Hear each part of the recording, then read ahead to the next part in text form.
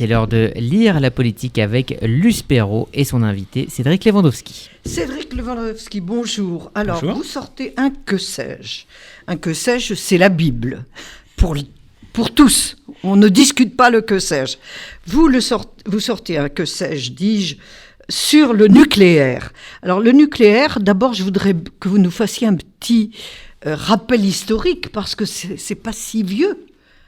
La découverte du nucléaire. Ah non. C'est Becquerel, Marie Curie, un siècle, quoi. C'est peu plus d'un siècle. C'est une aventure scientifique, effectivement, qui est récente.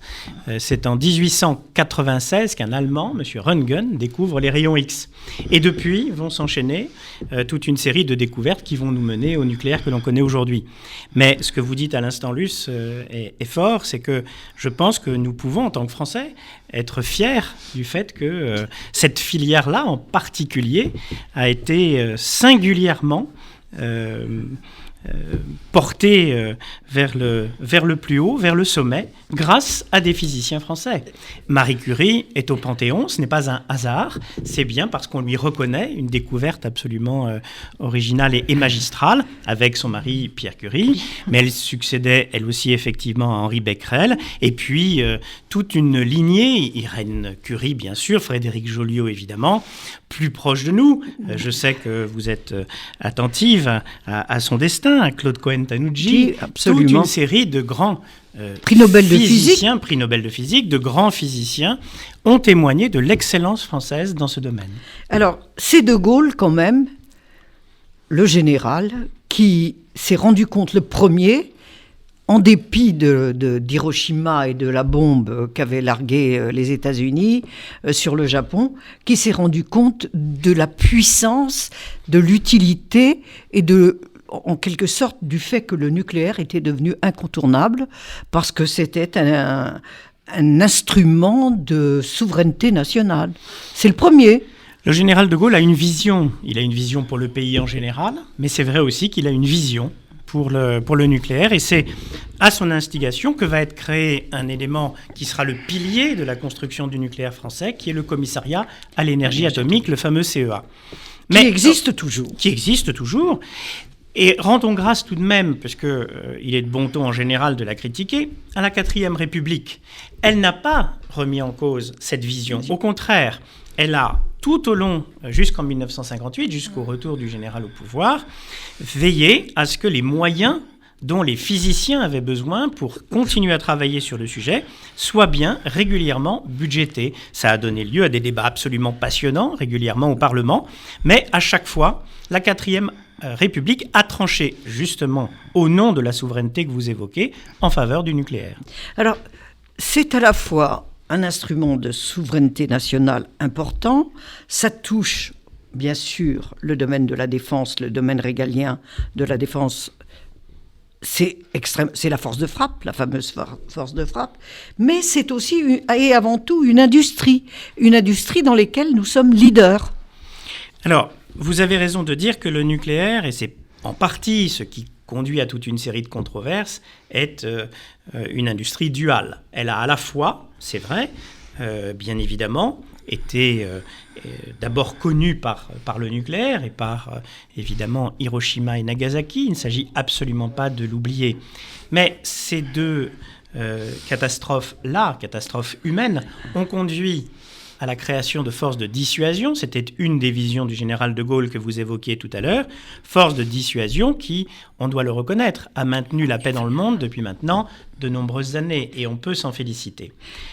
Il existe donc une filière, proprement dit, de nucléaire dit militaire, mais qui répond à une organisation spécifique, nationale, naturellement, avec des contrôles, avec toute une organisation qui, c'est bien naturel, est totalement distincte du nucléaire civil. Le nucléaire civil, lui, apparaît tout au long des années 50, avec des premières centrales en Russie, aux États-Unis, et puis petit à petit, chez nous. Nous allons peut-être commencer parmi les derniers à découvrir et à mettre en œuvre ce nucléaire civil, mais nous sommes aujourd'hui très clairement les premiers. EDF a l'honneur de conduire le premier parc nucléaire mondial encore aujourd'hui. Il s'agit bien d'une industrie française. Et effectivement, par rapport à la mythologie du nucléaire, moi je suis là pour témoigner, vous le disiez tout à l'heure, je suis directeur exécutif du groupe EDF en charge du parc nucléaire et thermique, que derrière ce qu'il peut y avoir de temps en temps de fantasmatique, il y a avant tout une communauté de femmes et d'hommes, d'au moins 220 000 salariés sur le territoire français, qui travaillent au quotidien à produire, grâce au nucléaire, une électricité que je crois essentielle à notre pays. Essentielle non seulement à notre pays, mais à ses habitants, parce que nous avons une des électricités les moins chères du monde. Ah, c'est clair.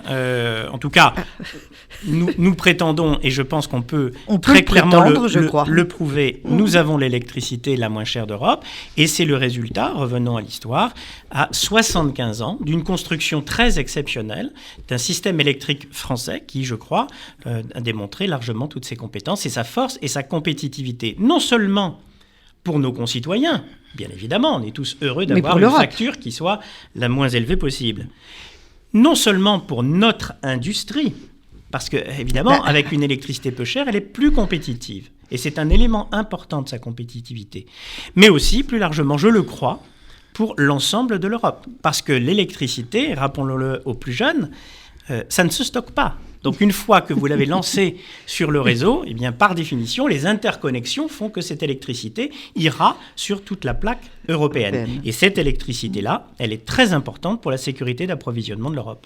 Alors, ça va même plus loin, puisque en Europe, des pays comme l'Angleterre et d'autres commandent les centrales à la France, y compris même la Chine commande des centrales à la France, des centrales nucléaires. Nous sommes vraiment leaders dans cette industrie-là également. Alors, là, je serais un petit peu plus modeste. Il y a de très grands pays qui sont évidemment présents sur le marché du nucléaire. Je pense à la Russie, je pense bien évidemment aux États-Unis et demain à la Chine. Russie, c'est une renaissance. C'est une renaissance. Mais, dans tous les cas, vous avez raison, l'excellence française n'est pas qu'une affaire d'histoire, c'est aussi une pleine actualité. Et vous avez raison, en Inde, par exemple, l'Inde nous a contactés pour construire ce qui sera probablement, je l'espère, à Jaitapur, sa plus grande force nucléaire civile. Vous l'avez dit aussi, en Europe, les Anglais ont une ligne très claire en termes de programmation énergétique. Ils veulent 30% d'énergie renouvelable, 30% de gaz, 30% de nucléaire. Et pour cela, ils s'en donnent les moyens. Ils ont un parc existant qui est vieillissant, qui va petit à petit fermer. Et donc, aujourd'hui, ils ont décidé de lancer de grandes et belles constructions, en commençant effectivement par le projet Hinkley Point, qu'ils ont confié à la France et à EDF. Alors, justement, est-ce qu'en France aussi, notre parc n'a pas un problème ? Est-ce qu'il n'est pas un peu vieillissant ? C'est une des choses qu'on lui reproche souvent. Et c'est quelquefois prétexte à dézinguer, entre guillemets, le nucléaire. L'appareil industriel nucléaire, comme tout appareil industriel, vieillit incontestablement. Et donc la question qui nous est posée est bien de savoir s'il peut poursuivre sa vie au-delà des 40 ans, 40 ans étant l'âge des plus anciennes de nos centrales. Eh bien, l'autorité de sûreté nucléaire a décidé le 25 février dernier que oui, c'est un avis générique, que nos centrales pouvaient aller au-delà de 40 ans. Alors, comment ? Eh bien, tout simplement en menant des travaux. C'est ce qu'on appelle très joliment à EDF le grand carénage. Il s'agit simplement de consacrer les moyens qui conviennent pour faire en sorte, non seulement, évidemment, de reprendre les quelques matériels qui ont vieilli, c'est le vieillissement traditionnel de n'importe quelle autre industrie. Vous avez tout, ou industrie, ou même tout ce que l'on a tous en main tous les jours. Mais également, et ça, c'est peut-être le plus intéressant et plus fort, c'est à chaque fois, on va progresser dans la sûreté. En clair, on va prendre en compte notamment les résultats de ce que l'on a vu à Fukushima pour faire en sorte que la sûreté de nos centrales franchisse un nouveau palier de sécurité et de sûreté. Donc, non seulement, évidemment, notre volonté est d'aller au-delà des 40 ans aujourd'hui, nous pensons que nous en avons la capacité, le consensus technique, scientifique, économique nous dit qu'on peut aller à 60 ans. Mais évidemment, la route est peut-être ouverte plus loin. Les Américains viennent d'accorder à 2 réacteurs une possibilité de vie jusqu'à 80 ans. Donc le sujet est bien celui que vous disiez, c'est la mobilisation d'une filière industrielle, d'une communauté, et ce n'est pas seulement les grands géants que vous connaissez, c'est un tissu extraordinaire de PME et d'ETI dans toute la France entière, industrie non délocalisable, je le dis au passage, donc essentiellement française, qui, au service du grand carénage, va permettre la poursuite de ce grand programme. Alors, le nucléaire représente à peu près quelle partie, quel pourcentage dans la production d'électricité, aujourd'hui, en France, c'est 70%. À l'échelle mondiale, c'est 10%. Et ça reste encore modeste, à l'échelle mondiale. À l'échelle mondiale, mais pour la France, ce n'est pas rien. C'est important. Alors, vous expliquez qu'il fallait bien sûr entretenir les centrales, qu'elles vieillissaient. Pourquoi alors qu'elles venaient d'être complètement rénovées, pourquoi cette fermeture de Fessenheim? Je crois que les Français n'ont quand même pas très bien compris cette histoire, parce que ça coûte quand même quelques milliards. Pourquoi ce gâchis ? Les fermetures de centrales nucléaires, elles existent un peu partout dans le monde. Elles peuvent être le résultat d'arguments très techniques, une centrale qui n'est plus en capacité d'avancer. Elle peut être de l'ordre économique, c'est-à-dire une centrale qui coûte beaucoup trop cher par rapport à un marché américain, je pense, parce que c'est avant tout aux États-Unis que ça se passe, qui, lui, est devenu très fluide et des centrales qui deviennent moins rentables. Et puis, parfois, par simple décision politique. C'est ce que Angela Merkel a décidé, vous le savez très bien, pour l'Allemagne, en décidant de se retirer du nucléaire. C'est une autorité démocratique qui prend une décision, évidemment, de grande responsabilité et qui conduit aujourd'hui l'Allemagne à être en grande difficulté sur le plan énergétique, vous le savez, puisqu'elle a dû compenser la fermeture du nucléaire par le charbon et le gaz, c'est-à-dire des moyens carbonés. Fessenheim est le résultat, vous le savez très bien, d'une décision également politique. Je ne sais rien, je vous demande de nous expliquer. D'une décision politique parfaitement assumée par le gouvernement, mais qui effectivement n'avait pas de sens sur le plan technique, puisque l'autorité de sûreté nucléaire avait dit très clairement que cette centrale était en pleine forme, pour parler rapidement, et pas non plus sur le plan économique, et c'est la raison pour laquelle l'État a versé une indemnité très conséquente à EDF pour cette fermeture. Oui, mais pourquoi ce gâchis ? Est-ce qu'on a vraiment les moyens de ça ? Là, c'est une question que vous devrez poser au ministre en charge sur cette question-là. Moi, ce que je peux vous répondre très clairement, c'est que la politique énergétique de la France, elle est fixée par un dispositif qui s'appelle la programmation pluriannuelle de l'énergie. L'État, est démocratiquement voté, c'est une loi, a décidé qu'il fallait réduire la part du nucléaire dans le mix énergétique français. 50%. Vous voyez, on passe de 70 à 50% d'ici à 2035. Tout ça nous conduit à un programme industriel qui reste très conséquent. 50%, c'est encore évidemment une force nucléaire civile très considérable. Mais c'est vrai que c'est la ligne qu'ont choisie nos derniers gouvernements et de manière assez constante depuis près de 10 ans. La question se repose à chaque élection présidentielle. Elle se repose aussi à chaque moment où on réécrit la programmation pluriannuelle de l'énergie. Elle va donc se reposer dans les années qui viennent. Et c'est vrai qu'il y a aujourd'hui un débat qu'il ne faut pas caricaturer sur le sujet de la sécurité d'approvisionnement. On voit bien que le marché de l'électricité est devenu plus compliqué et que on n'a pas toujours autant d'électricité qu'on en voudrait. On l'a vu dans ces derniers hivers. Et donc la question de la proportion des moyens de production par rapport à la réalité de la consommation se pose en permanence. Et c'est ce que doit faire la programmation pluriannuelle de l'énergie. Le haut-commissaire au plan, M. François Bayrou, a pris récemment la parole suite à la production d'une note de ses services pour dire attention, la sécurité d'approvisionnement doit être un critère premier avant de fermer des moyens de production, y compris nucléaires. Est-ce que ça avait été le cas pour Fessenheim ? La question ne s'est pas posée puisque le Haut-Commissariat au plan n'existait pas au moment des décisions relatives à la fermeture de Fessenheim. Mais comment alors, tout ça, c'est au nom de l'écologie, du problème de la transition énergétique. Mais puisque c'est le moins carboné des carburants, expliquez-moi cette contradiction. Les Français ne comprennent pas très bien. Il faudrait leur donner les moyens de comprendre. J'espère qu'avec votre livre, ils auront les éléments. Moi, ce que je voudrais dire déjà à vos auditeurs, parce que, en moyenne, 60% d'entre eux le croient. Ce que vous voyez comme panache qui sort des tours aéro-réfrigérantes n'est pas du carbone. Je le dis, je le redis, c'est de la vapeur d'eau. Oui, mais on a besoin de le dire, sans doute ne l'avons-nous pas assez clairement exprimé, c'est de la vapeur d'eau. La production de CO2 par le nucléaire, c'est 12 grammes au kilowattheure, c'est pas moi qui le dis tout seul, c'est le GIEC, je rappelle ces données-là dans le que sais-je, évidemment, c'est-à-dire l'équivalent de l'éolien.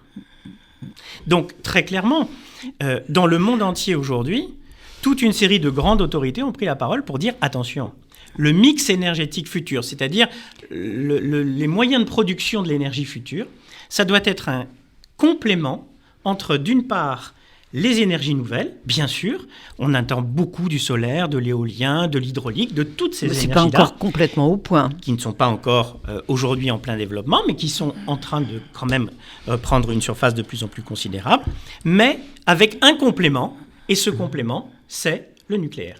Et là aussi, ce n'est pas moi qui le dis, c'est le président de l'Agence internationale de l'énergie, c'est le président du GIEC, l'autorité climat, celle qui gère les accords de Paris, et tous autant qu'ils sont, disent c'est la complémentarité de ces énergies qui permettra demain d'éviter le réchauffement de la planète. Alors, il y a quand même un problème, toutes les manifestations autour de la transition énergétique, autour du nucléaire, posent le problème des déchets. On en est où? Est-ce que c'est vraiment dangereux? On n'a jamais eu la preuve d'une quelconque pollution humaine par rapport aux déchets. Expliquez-nous un peu où on en est dans tout ça. Toutes les Parce qu'il y a beaucoup de fake news à propos du nucléaire. Là aussi, toutes les industries produisent des déchets. Il ne s'agit absolument pas de se mentir. La seule question et la seule responsabilité, là vous ne parlez pas à l'auteur du que sais-je, mais au directeur EDF, la seule responsabilité que nous avons collectivement, c'est de les traiter. C'est de faire en sorte, qu'il y en ait le moins possible, c'est-à-dire qu'on recycle autant que possible, et nous recyclons. Et deuxième point ensuite, qu'on traite le mieux possible ces déchets. Évidemment, les déchets les plus dangereux et les plus actifs, qui sont ceux sur lesquels parfois on projette pas mal de fantasmes, en réalité, depuis le début du parc nucléaire civil, représentent la taille d'une piscine olympique. Donc ce n'est pas inhumain, impossible à gérer. D'ailleurs, nous avons un organisme spécifique, l'ANDRA, qui est en train d'y travailler du côté de Bure, et nous sommes tous partenaires pour avancer dans ce sens-là. La plupart des autres déchets ne sont pas des déchets hautement radioactifs ou à vie longue. Ces déchets-là, il faut les recycler, il faut les retraiter pour tout simplement enlever la radioactivité, parfois très faible, qui se trouve sur ces éléments-là. Et nous savons faire. Ce n'est pas une question de science-fiction. Nous avons des industries qui le permettent. Et nous sommes en train de développer, à l'échelle européenne, des industries très conséquentes, évidemment du fait notamment de l'arrêt des centrales en Allemagne, d'une des industries très conséquentes de retraitement de l'ensemble de ces déchets. Donc, il y a peut-être une part d'obscurantisme parfois à estimer que le déchet, c'est une espèce de matière souveraine qui serait intraitable. Mais non, nous avons des scientifiques, nous avons des techniciens, nous avons une industrie qui travaille à faire en sorte que ces déchets, évidemment, à aucun moment ne puissent mettre en cause la santé humaine, mais même plus largement, puissent être recyclés. Alors, vous ne pensez pas que pour l'opinion publique, quand même, le nucléaire, c'est Hiroshima? Einstein lui-même a regretté Hiroshima. Et puis depuis Hiroshima, des accidents assez graves comme Tchernobyl, comme Fukushima. Quelle explication peut-on donner à nos auditeurs pour qu'ils comprennent que là, c'est défaillance humaine, c'est pas défaillance du nucléaire? Sur Tchernobyl, c'est ça. Seulement. Mais ce qui est intéressant sur Tchernobyl, c'est quand même... C'est très clairement le sujet. Oui, dans la représentation collective, bien évidemment qu'Hiroshima et Nagasaki, je le disais tout à l'heure, sont des catastrophes humaines et même si elles ont eu, tous les désastres faisant des opportunités, comme avantage de créer une zone de dissuasion et de rapport de force équilibré entre les blocs. Ce qui a permis quand même de vivre un siècle sans guerre. Ça, c'est la partie, effectivement, nucléaire militaire. Du côté du nucléaire civil, on a connu 3 accidents. Un accident qui a été très maîtrisé, mais qui a été le premier qui a beaucoup marqué, sur lequel on a beaucoup travaillé, qui était aux États-Unis en 1979, 3 Mile Island. Le second accident majeur, évidemment, le plus popularisé, en plus, il y a une série absolument remarquable qui est en diffusion forte, mais qui montre d'ailleurs beaucoup de ce que vous dites, c'est-à-dire d'une défaillance humaine et d'une défaillance d'organisation. Et Tchernobyl a conduit, c'est vrai, à revoir, notamment dans toute une série d'États, l'organisation même du secteur nucléaire, avec des autorités de sûreté nucléaire beaucoup plus fortes et beaucoup plus présentes qu'elles ne l'étaient avant. C'était dans une URSS déclinante. C'était dans une URSS déclinante. D'ailleurs, on voit bien un Gorbatchev dans la série qui hésite sur le type de communication à faire, soit à l'ancienne, c'est-à-dire caché, ou au contraire, se rendre compte qu'il y avait déjà une autorité qui s'appelait l'AIEA, l'Agence internationale de l'énergie atomique, très présente encore aujourd'hui, et devant laquelle il fallait dire la vérité. Et le troisième accident, dont on fait des retours d'expérience aussi, n'est pas une défaillance humaine. Il renvoie, c'est vrai, au fait que le risque zéro n'existe pas. Que s'est-il passé à Fukushima ? Vous avez un tremblement de terre considérable qui ne met absolument pas en danger la centrale de Fukushima. Ce qui va ensuite la mettre en très grande difficulté, c'est le tsunami. 9 vagues de 15 mètres de haut s'abattent avec une violence et une force inouïes sur la centrale. Et ça, c'est vrai, personne ne l'avait prévu. Ça a arraché les systèmes de prise d'eau, tout simplement, et donc manquant d'eau, ce qui est un élément évidemment tout à fait essentiel de la centrale, Fukushima s'est trouvé en grande difficulté. Mais qu'est-ce qu'on en a fait aujourd'hui ? Et je trouve que c'est la grandeur de l'âme humaine. Tout simplement, on en tire des conséquences. Si je prends l'exemple qui me concerne, à EDF, eh bien tout simplement, nous mettons en place des systèmes redondants, c'est-à-dire qui dupliquent. Donc on a un double système d'approvisionnement en eau, on a un double système d'approvisionnement en électricité. Et puis par ailleurs, parce que ça a aussi un peu manqué à nos collègues japonais, et attention, je ne leur donnerai jamais de leçon face à une catastrophe naturelle pareille, mais ça a manqué. Nous avons créé ce qu'on appelle la FARN. C'est une force d'action rapide du nucléaire. Vous avez 300 personnes hyper entraînées à EDF qui, en permanence, peuvent être présents sur une catastrophe si on en a besoin. Qui sont vraiment les premiers intervenants qui savent à la fois contrôler la centrale, contrôler les accidents, contrôler les grands incendies. Mais autant on peut comprendre que Tchernobyl, c'était quand même dans un pays où le pouvoir était déliquescent. Ça se passait loin de Moscou. Fukushima, c'est dans un pays très avancé, très industriel. Oui. Donc, comment rassurer le monde et rassurer les Français quand même ? Peut-être quand même en disant, commençons par là, c'est que je ne pense pas que la France soit en risque d'avoir un tsunami de l'ordre de 9 vagues de 15 mètres d'eau qui s'abattraient sur une de nos centrales. Mais les tremblements de terre, vous en avez eu un en Ardèche. Mais les tremblements de terre, effectivement, vous avez raison, on en a connu un au séisme du Teil, et vous faites bien de le dire. Nous n'avons eu aucune conséquence sur nos centrales, y compris celle qui était placée sur la faille, la centrale de Cruas. Donc que ce soit Tricastin, que ce soit Saint-Alban, clairement, vous faites bien de le dire aujourd'hui, ce sont des centrales qui ont très bien tenu. Et je le redis, Fukushima a bien tenu au séisme également. Donc nous nous préparons, aucune arrogance sur le sujet. Nous travaillons en permanence à améliorer la sûreté et la sécurité de nos centrales. Alors, pourquoi, malgré tout, cette méfiance, cette hésitation des citoyens français ? Eh bien, absolument pas, ma chère Luce. L'opinion publique a beaucoup changé ces dernières années, et notamment en 2020. Vous avez un tournant qui fait qu'aujourd'hui, plus que jamais, les Français sont en soutien de leur énergie nucléaire. Plus de 43% se sont déclarés en faveur, ce qui n'était pas arrivé depuis très longtemps. Et quand vous regardez les 25% d'indécis, qui font effectivement une masse assez aussi considérable, on voit qu'une majorité des indécis sont en réalité très favorables à deux conditions logiques.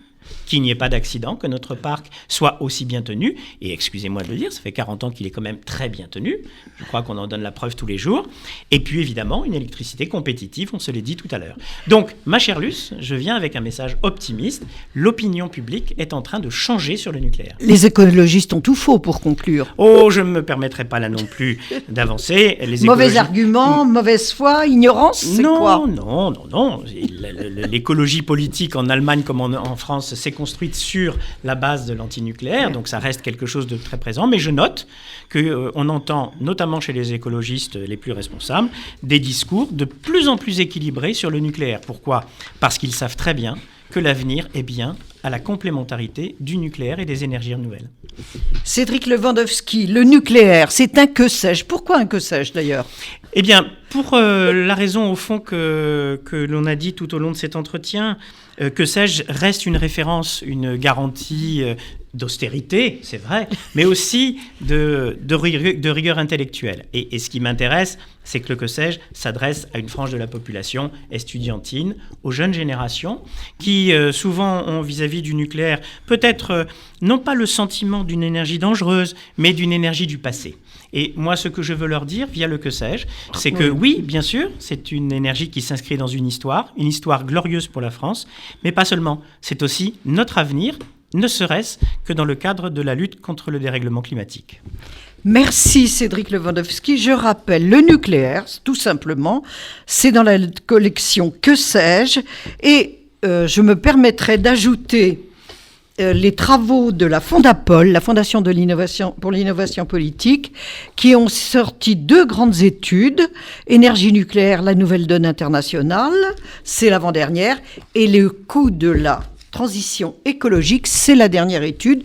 Je vous donne rendez-vous sur le site de la Fondapol.